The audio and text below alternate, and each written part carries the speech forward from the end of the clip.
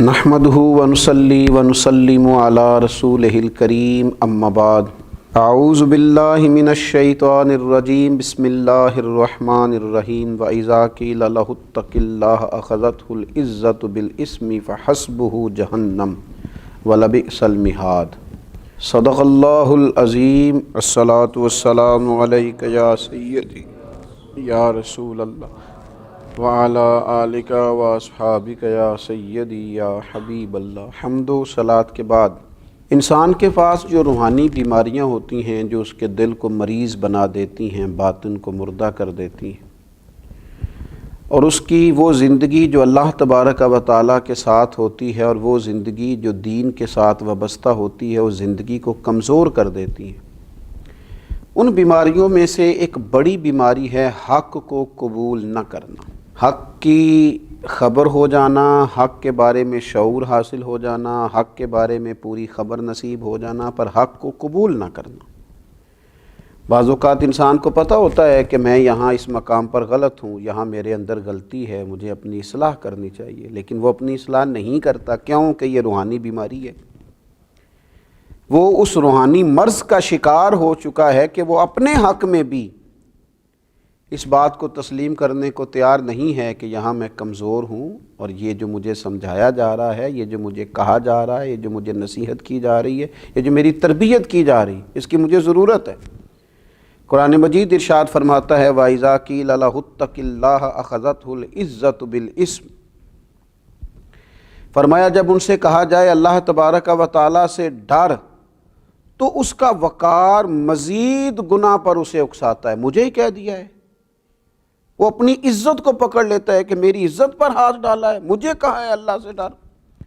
रब फरमाता है फ़हस्बुहु जहन्नम, ऐसे शख्स के लिए जहन्नुम काफ़ी है, व लबिअसल मिहाद, और वो बहुत बुरा ठिकाना है। उसे कहा जा रहा है अल्लाह से डर, और उसकी ये हालत हो गई है कि उसका वक़ार उसे, उसकी इज़्ज़त उसे मज़ीद गुनाह पर उकसाती है कि अच्छा मुझे कहा है तो अब मैं और करूँगा। कबूलियत हक़ के मामले में जो इंसानी रवैये हैं, एक रवैया तो उन लोगों का है कि जिनके पास हक़ आता है, उन्हें समझ आ जाती है कि मैं ये बात दुरुस्त है, मुझे इसे कबूल कर लेनी चाहिए, लेकिन वो अपनी नाहक़ बात को हक़ बनाना शुरू कर देते, हक़ के मुकाबले में खड़ा होना शुरू हो जाते। वो हक़ के मुकाबले में दलाइल देने शुरू कर देते हैं, वो नई से नई दास्तान सराई करते हैं, नई से नई बातों का नया से नया मतलब निकालते हैं, हक़ को कबूल करने को तैयार नहीं होते। आप देखिए अहले यहूद का ये तरीका रहा। कुरान मजीद कहता है महबूब यारिफूनहु कमा यारिफूना अबनाअहुम, ये तो आपको इस तरह जानते हैं यहूद के उलमा जिस तरह इंसान अपने बेटे को जानता है, लेकिन क्या करते हैं, हक़ को बातिल से मिला देते हैं, बातिल को हक़ से मिला देते हैं, हक़ को छुपा देते हैं। अल्लाह ने कहा वला तलबिसुल हक़्क़ बिल बातिली व तक़्तुमुल हक़्क़ व अंतुम तालमून, हक़ को बातिल से न मिलाओ और हक़ को न छुपाओ। और ऐ अहले यहूद, ऐ यहूद के उलमा, तुम जानते हो मेरे रसूल सल्लल्लाहु ताला अलैहि वसल्लम हक़ लेके तशरीफ़ लाए, लेकिन लोग हक़ की पूरी मारिफत होने के बावजूद उन्होंने हक़ को झुटलाया माअज़ल्लाह।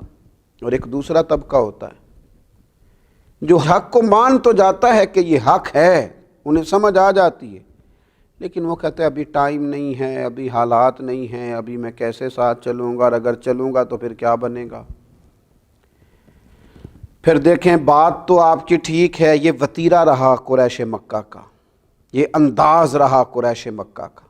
अबू जहल कहता था जो फरमाते हैं हक़ फरमाते हैं, कहते थे अबू लहब का जो कहते हैं हक़ कहते हैं, लेकिन जब उनसे कहा जाता था जब हक़ तुम पर पहुँच गया है और हक़ तुम पर वाज़े हो गया है, फिर तुम इसे कबूल क्यों नहीं करते, तो वो कहते थे अगर कबूल कर लेंगे तो हमारी चुदराहट का क्या बनेगा, अगर हम इन्हें कबूल कर लेंगे तो वो जो सरदारियां हमने कायम कर रखी हैं, वो जो झूठी अना के बुत हमने बना रखे हैं, उनका क्या बनेगा।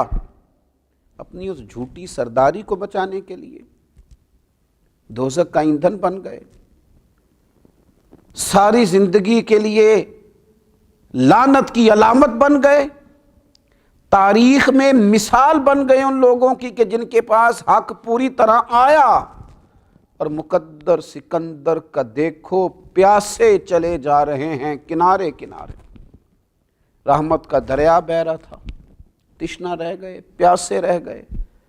اور ایک ان لوگوں کا بھی طریقہ ہے کہ حق ان کے پاس آیا ہے، اور جب آیا ہے تو پھر انہوں نے اپنی سرداریاں، اپنی دولتیں، اپنی قبیلے، اپنی برادریاں کچھ نہیں دیکھا، بلکہ میرے نبی پاک علیہ السلام نے فرمایا میں نے جس کے سامنے دین پیش کیا اس نے دلیل مانگی، یہ میرے ابو بکر صدیق ہیں، میں نے ان کے سامنے دین پیش کیا ہے، دلیل ہی نہیں مانگی، فوراً ہی کلمہ پڑھ کے مسلمان ہو گئے۔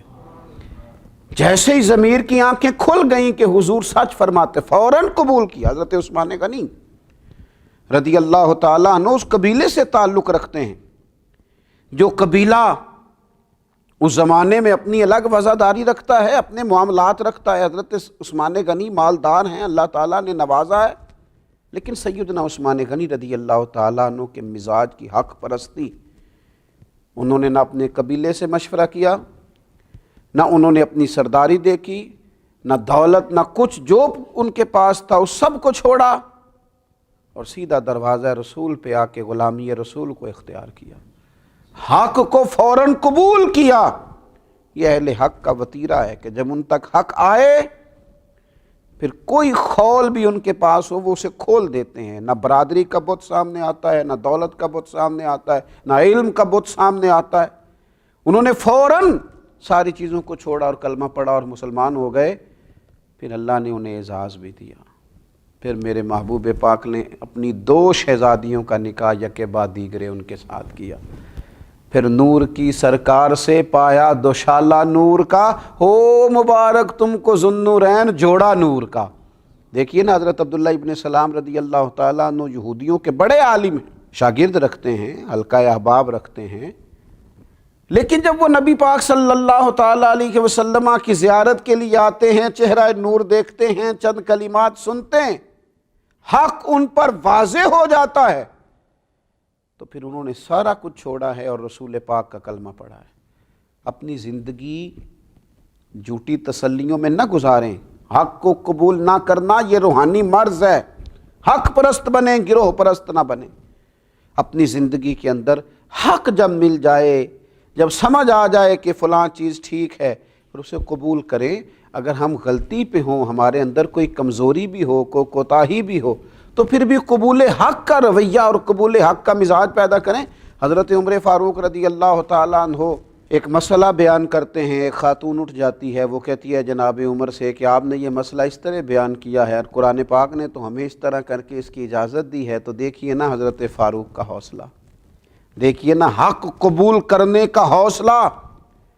وہ سیدنا فاروق اعظم جن کی زبان پر اللہ نے حق جاری کیا ہے، دیکھیے ہماری تعلیم کے لیے صحابہ کرام کیسے کیسے انمول موتی جاری کرتے ہیں۔ جب اس خاتون نے کہا حضرت عمر سے کہ آپ یہ فرما رہے ہیں، کتاب و سنت تو یہ درس دیتی ہے، تو جناب عمر کا حق قبول کرنے کا حوصلہ، اتنا بڑا آدمی، اتنا بڑا آدمی کہ شیطان جس کو دیکھ کے رستہ بدل جائے، رسول پاک علیہ السلام جس سے پیار کرے، امت جس کا نام لے لے کے جیے، وہ عمر حق قبول کرتے ہیں تو اعلان کس طرح کرتے ہیں؟ فرماتے ہیں لوگوں سنو، ایک عورت نے ٹھیک کہا ہے اور ایک مرد نے خطا کی، اس مسئلے میں یہ خاتون حق پہ ہے، میں اس حق کو قبول کرتا ہوں، اپنی رائے سے رجوع کرتا ہوں۔